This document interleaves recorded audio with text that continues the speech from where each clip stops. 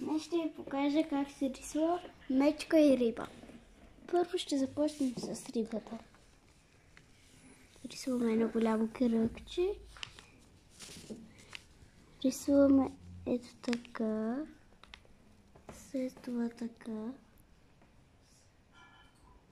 Така опашка.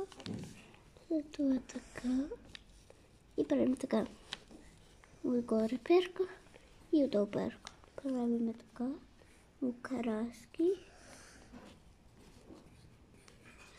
И така. Правим ученце и усмивка. Сега ще ви покажа как се прави мечка.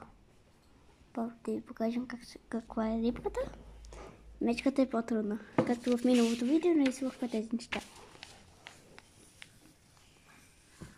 Голямо кръгче. Така.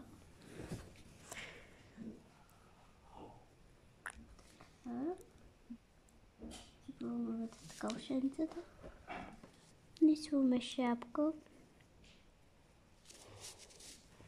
Шалче. Очички. Корем. И ето така. Довиждане.